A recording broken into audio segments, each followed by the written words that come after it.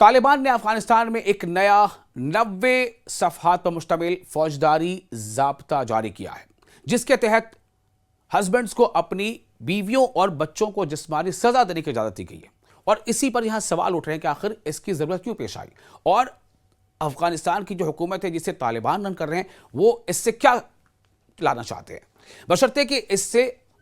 کوئی زیادہ نقصان، یعنی اس طرح کا نقصان کہ کوئی زیادہ جسمانی چوٹ نہ پہنچے،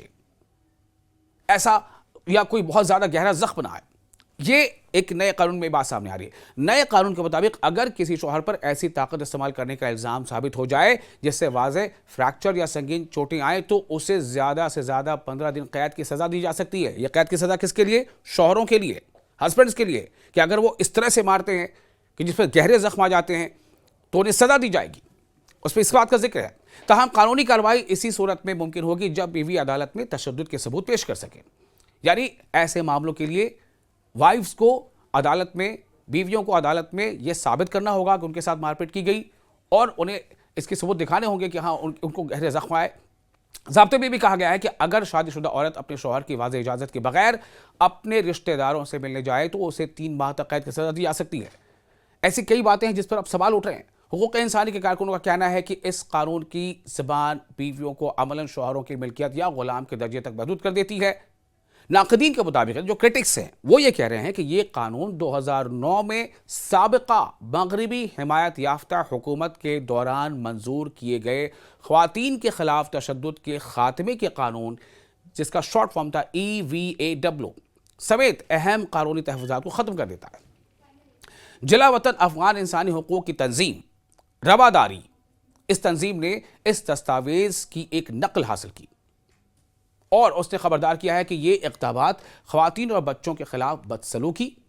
تشدد اور سزاؤں کو قانونی جواز یعنی لیجیٹمائز کرنے کی طرف قدم ہیں، قانونی جواز فراہم کریں گے اور انہیں گھریلو تشدد کے مسلسل خطرے سے دوچار رکھیں گے۔ تنظیم کے مطابق خواتین کو رشتہ داروں سے ملنے سے روکنا ایسے ملک میں ان کے محدود تحفظات میں سے ایک کو بھی ختم کر دیتا ہے جہاں رسمی اور قانونی سہولیات پہلے ہی نہایت کم ہیں۔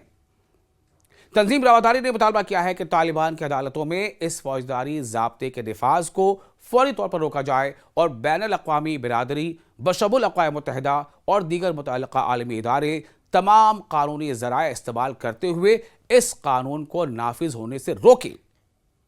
آپ کو یہ بھی جاننا چاہیے کہ افغانستان میں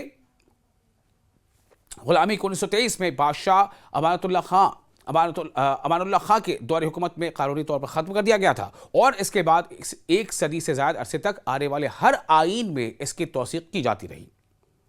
طالبان کے 2026 کے فوجداری ضابطے میں دوبارہ سلیو یعنی غلام کی اصطلاح شامل کی گئی ہے، جو ایک قانونی پسپائی سمجھی جا رہی ہے، اور یہ اسلامی تعلیمات اور بین الاقوامی انسداد غلامی اصولوں سے متصادم قرار دی جا رہی ہے۔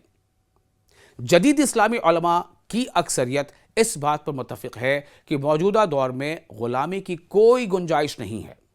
وہ اس بات پر زور دیتے ہیں کہ اسلام انصاف، انسانی وقار اور تمام انسانوں کی ترجیحی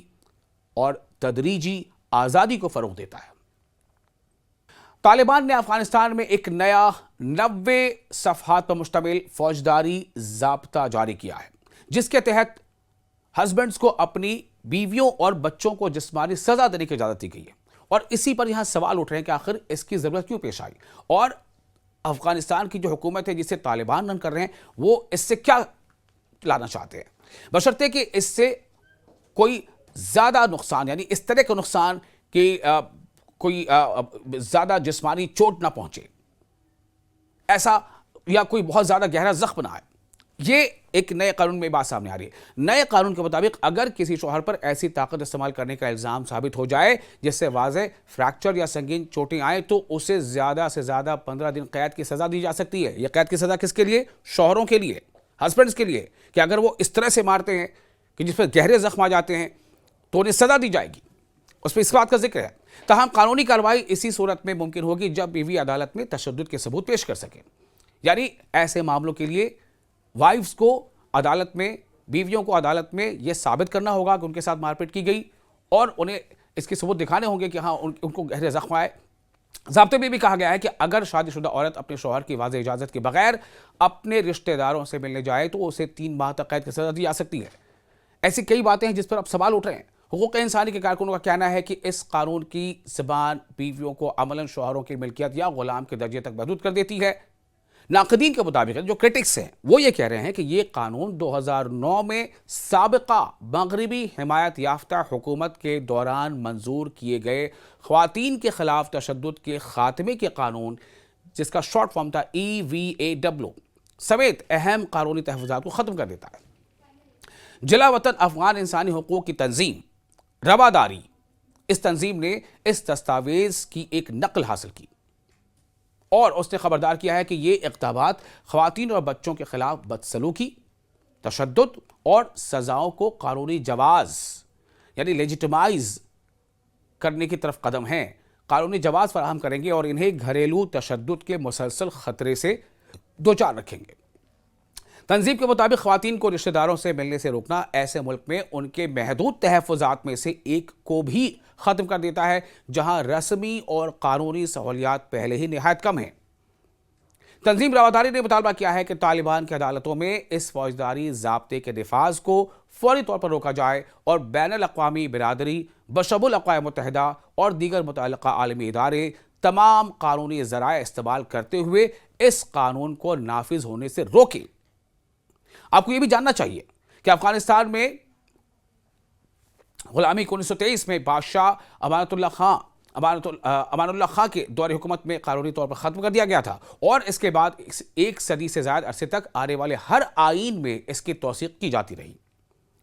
طالبان کے 2026 کے فوجداری ضابطے میں دوبارہ سلیو یعنی غلام کی اصطلاح شامل کی گئی ہے، جو ایک قانونی پسپائی سمجھی جا رہی ہے اور یہ اسلامی تعلیمات اور بین الاقوامی انسداد غلامی اصولوں سے متصادم قرار دی جا رہی ہے۔ جدید اسلامی علماء کی اکثریت اس بات پر متفق ہے کہ موجودہ دور میں غلامی کی کوئی گنجائش نہیں ہے۔ وہ اس بات پر زور دیتے ہیں کہ اسلام انصاف، انسانی وقار اور تمام انسانوں کی ترجیحی اور تدریجی آزادی کو فروغ دیتا ہے۔